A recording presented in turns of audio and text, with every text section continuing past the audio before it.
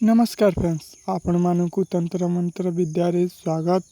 आज आम आपण मानकु एमिति मोहिनी मंत्र देवु जो मोहिनी मंत्र रे आपण माने जेकोसी व्यक्ति बा महिला को मोहित बा वशीकरण करि परिबे।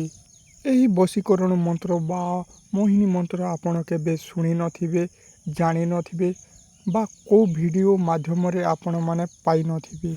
सही मोहिनी मंत्र बा वशीकरण मंत्र एही वीडियो माध्यम रे आपण मानकु शिखाइबु, बुझाइबु। एही मोहिनी मंत्र बा वशीकरण मंत्र आपण माने घरे बसी निजे मध्य प्रयोग करि पारिबे। एही मोहिनी मंत्र शिखिबार अछि बा आपण मानकु जानिबार प्रति आग्रह अछि ताहेले ए वीडियो को शेष पर्यंत देखंतु। एही आम वीडियो को आरंभ करिबा पूर्वरु आपण माने जदि आम वीडियो को नुआ देखुछंती बा प्रथम थर देखुछंती ताहेले सब्सक्राइब करि दियंतु, पाखरि थिबा बेल आइकन को दबाई दियंतु बा प्रेस करि दियंतु, जहा द्वारा आपण माने सर्वप्रथमे एमिति वशीकरण मंत्र बा वीडियो पाई पारिबे। एही मोहिनी मंत्र बा वशीकरण मंत्र करिबा पूर्वरु आपण माने आमिष खाई पारिबे नाही ना केते दिन ना आपण माने 7 दिन आमिष खाई पारिबे नाही।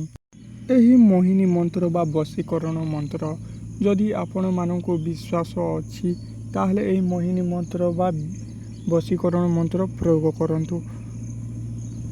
आपणको मन रे जदि मोहिनी प्रति विश्वास नाही ताहले ए मोहिनी मंत्र बा वशीकरण मंत्र प्रयोग कले मध्य किछि लाभ देबो नाही।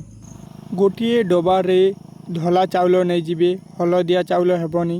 धला चाउल नै जिबे एवं दुईटी मयूर पोछ नै जिबे एवं सही डबा को लाल धागा रे बांधी देबे। बांधी देला पोरे आपण माने सही व्यक्तिर पासपोर्ट फोटो नै जिबे।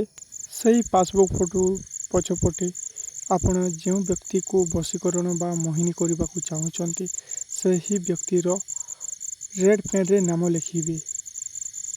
सही डबा भीतर पासपोर्ट फोटो को लुचे रखिबे एवं 11 दिन पोरे सही धला चाउल एवं मयूर पुछ नहीं कि लाल कपड़ा रे बांधी आपण माने श्री कृष्ण मंदिर रे जाई चढ़ाई देबे बा अर्पण करि देबे एवं सही पासपोर्ट फोटो को आपण माने काढ़ी आनी कि निज पर्स रे बा निज पॉकेट रे रखि पारिबे। एही प्रयोग कला मात्रे ही आपण जे व्यक्ति को मोहिनी बा वशीकरण करबा को चाहुथिले से मध्य वशीकरण हो जाइथिबो।